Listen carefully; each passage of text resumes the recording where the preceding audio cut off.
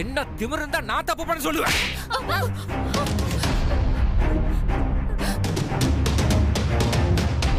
அவன் இங்க வராம வேற எங்க போவான்? போய் தொலைட்டும் எங்க வேணாலும். மீறிங்க வந்தான் அவன் காலை வெட்டி விடுவேன். பாரு, சும்மா சொல்ற மட்டும் நினைக்காத, நிஜமாவே வெட்டிடுவேன்.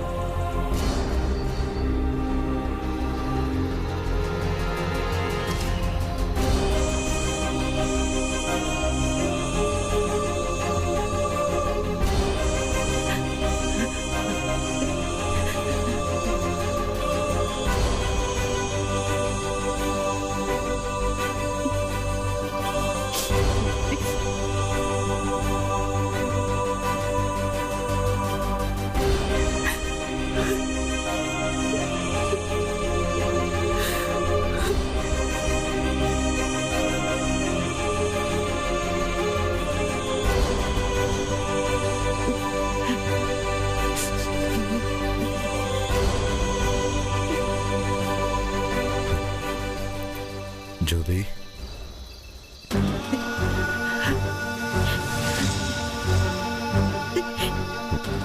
ஜோதி,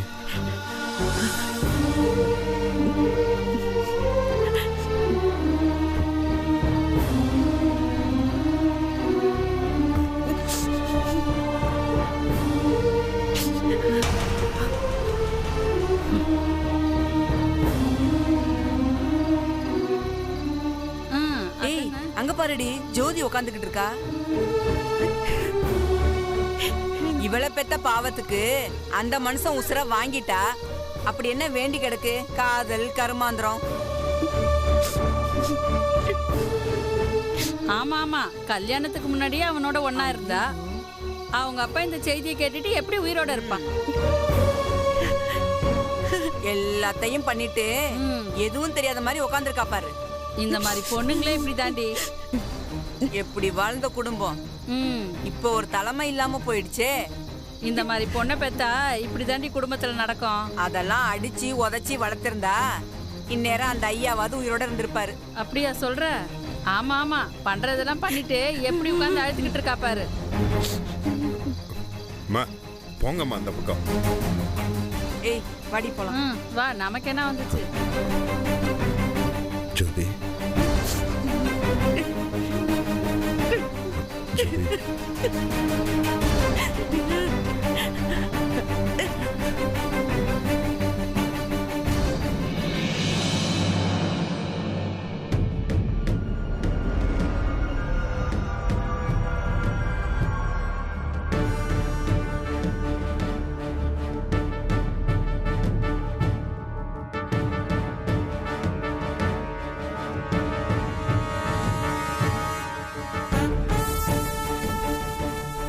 சித்ரா, என்னம்மா யோசனை?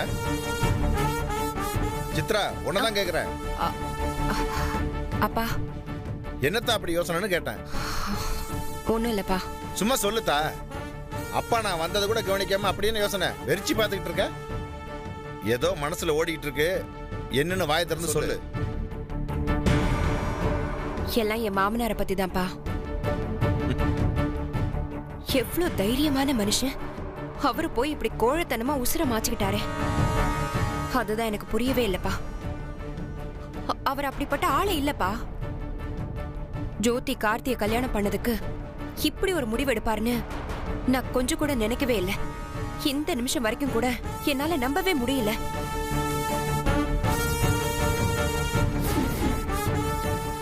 இதுதான் உன் பிரச்சனையா? உன் மாமனார் எங்க முடிவு எடுத்தாரு? முடிவை நாள்ல எடுத்தேன்.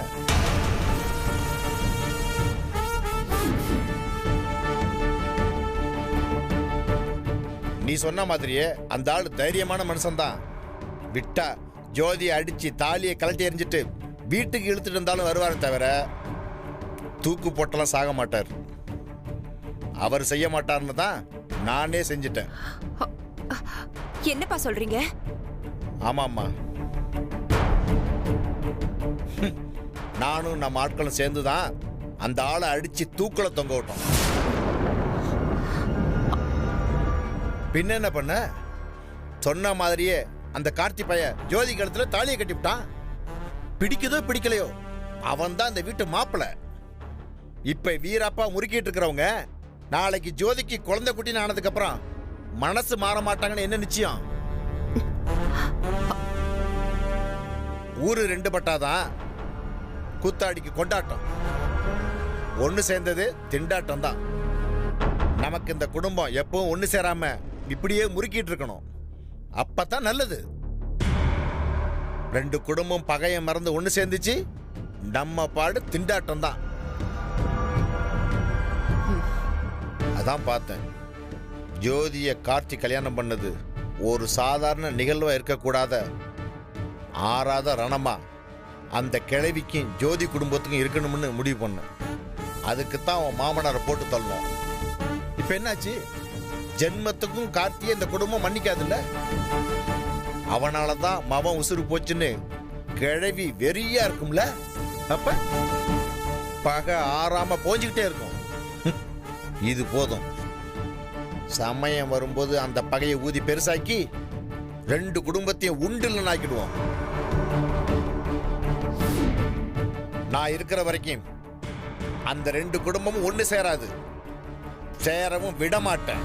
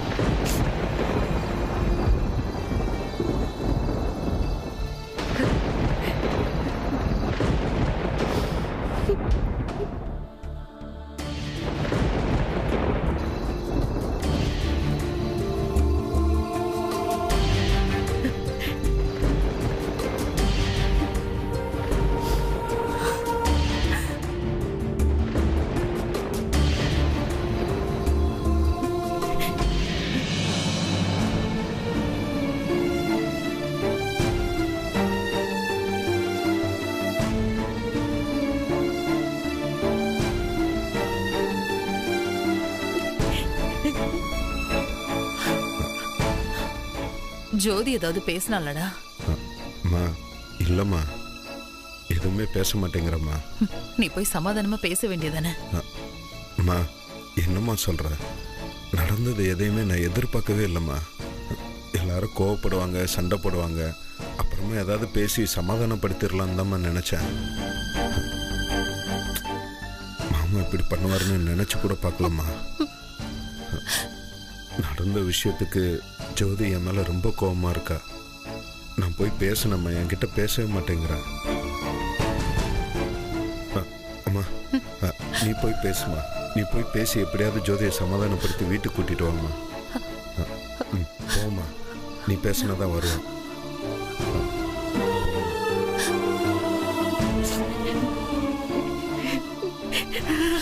ஜோதி,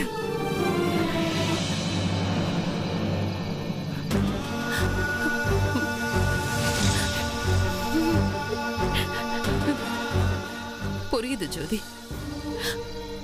என் அண்ணன் எப்படி பண்ணுவாருன்னு நான் கொஞ்சம் கூட எதிர்பார்க்கல. அவர் அப்படிப்பட்ட ஆளும் இல்ல. என்ன பண்ண? நாம ஒண்ணு நினைச்சா விதி வேற மாதிரி நினைக்குது. ஏன் அந்த விதி மேல படி போடுறீங்க? எல்லாம் உங்க பையன் திட்டம் போட்டு பண்ண சதி. அவரோட சுயநலத்துக்காக இன்னைக்கு எங்க அப்பாவோட உயிர் போயிருக்கு. தெரிஞ்சோ தெரியாமலோ நானும் ஒரு காரணமா இருந்திருக்கேன். அந்த குற்ற உணர்வு என்ன கொல்லுதத்த.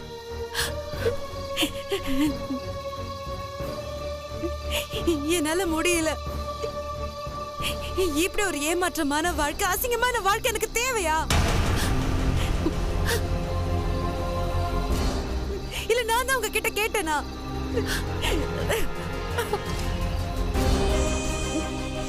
எல்லாத்துக்கும் காரணம் உங்க பையன்தான். ஜோதி, ஏமா இப்படி எல்லாம் பேசுற? போதும் அத்தை, போதும். எனக்கு ஆறுதல் சொல்றேன்னு என்ன சமாதானப்படுத்த பார்க்காதீங்க.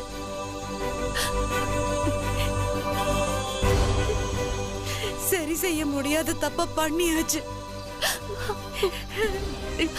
இனிமேல் எதையும் மாத்த முடியாது.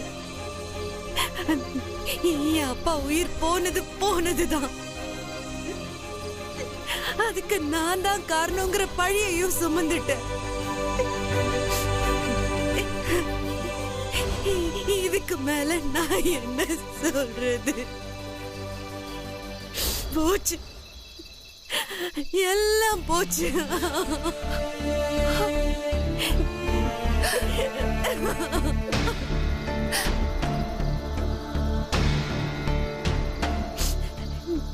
ஜோதி, அழாத ஜோதி. அழாதன்னு சாதாரணமா சொல்றீங்க, என்னால முடியல. ஜோதி, இழப்பும் பழியும் உனக்கு மட்டும்தான் நினைக்கிறியம்மா? எனக்கும் தானே. உனக்கு அவர் அப்பான்னா எனக்கு அவர் அண்ணனும் கூட. நீ அதை மறந்துடாத. வலியும் வேதனையும் எனக்கும் இருக்குமா ஜோதி? அதையே நினைச்சு அழுதுட்டு இருந்தா எதுவும் மாற போறது இல்லம்மா. போனவர் உயிரை திரும்ப வரவா போகுது? அடுத்து ஆக வேண்டியதை பார்க்கணும் ஜோதி.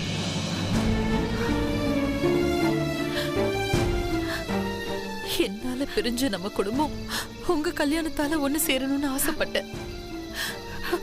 ஆனா நடந்தது எல்லாம் பார்த்தா ஜென்மத்துக்கும் நம்ம குடும்பம் ஒண்ணு சேராதோன்னு தோணுது.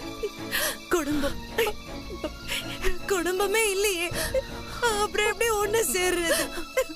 ஜோதி, நீ அப்படிலாம் பேசாத. இதெல்லாம் மாறணும். அதுக்கு நீ நடந்தது எல்லாம் மறந்துட்டு வீட்டுக்கு வரணும். ஜோதி, ஜோதி, இது என்னோட ஆசை மட்டும் இல்லம்மா, உங்க அம்மா சீதாவோட ஆசை இதுதான். எனக்காக இல்லைனாலும் உங்க அம்மா சீதாவுக்காக நீ கொஞ்சம் வாமா.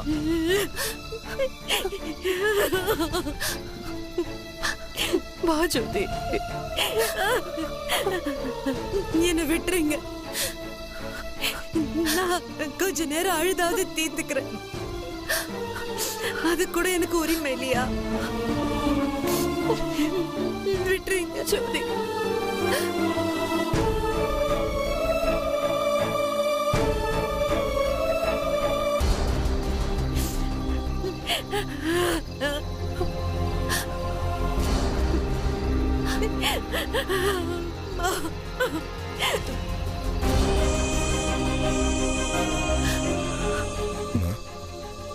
ஜோதி என்ன சொன்னம்மா?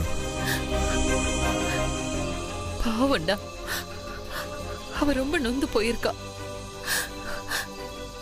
என்ன சொன்னாலும் சமாதானம் ஆகிற மனநிலையில அவ இல்ல.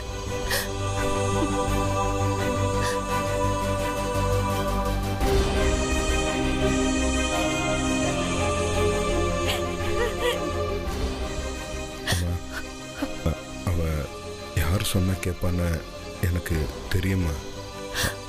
அவங்கள கூட்டிட்டு வந்து ஜோதியை சமாதானப்படுத்துறேம்மா.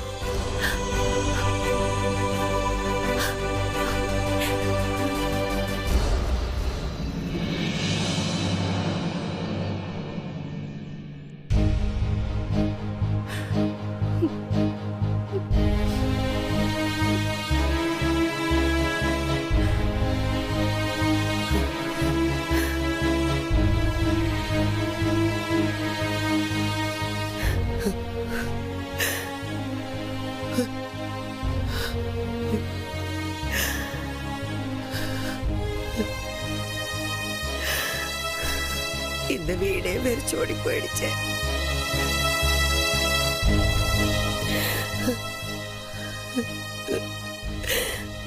ஐயா ஜெயராமா, நம்ம வீடே வெறிச்சோடி போயிடுச்சியா?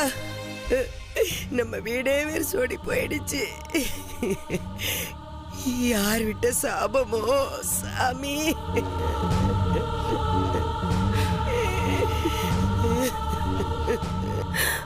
ஒண்ணுக்கு 2 பிள்ளைய பெத்த என்ன கொலசாமி செயல போய் கிடக்கா. நீ இந்த ஆத்தாள அனாதையா விட்டுட்டு போயிட்டியா? எனக்கு யாரையா கொல்லி வைப்பா? எனக்கு யாரு கொல்லி வைப்பா?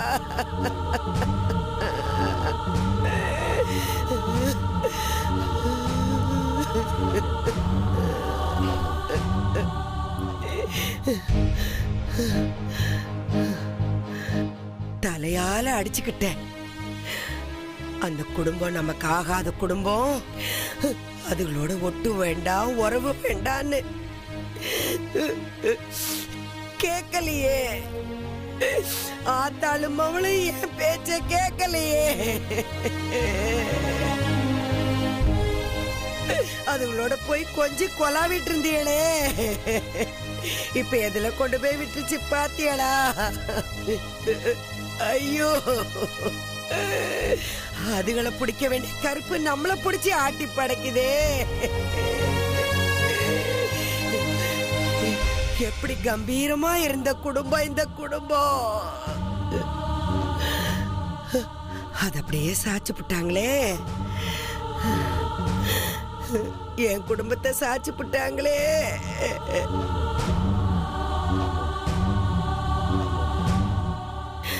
ஐயா ஜெயராமா, அதுங்களை ஒட்டு மொத்தமா கருவறுக்க வேண்டியவ. இப்படி கோழத்தனமா போய் சேர்ந்துட்டியா? என்ன அதையா விட்டுட்டு போயிட்டியா? ஐயோ,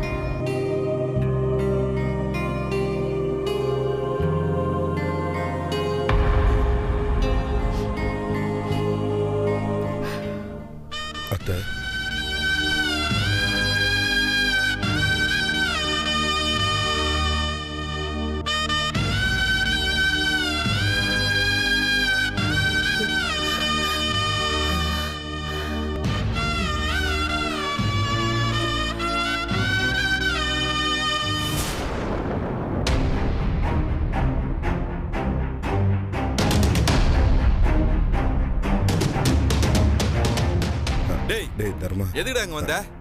மிச்சம் இருக்கிற எல்லாரும் கொண்டுலான்னு வந்தியா? இங்க எல்லாரையும் கொண்டு அவனுக்கு நிம்மதியாடா? கொண்டுருவான்டா உன்ன. போ, வெளில போடா. டேய் இல்லடா, நீ நினைக்கிற மாதிரி நான் எதுவும் தப்பான எண்ணத்துலலாம் வரல. அதுக்கான அவசியமும் இல்லை.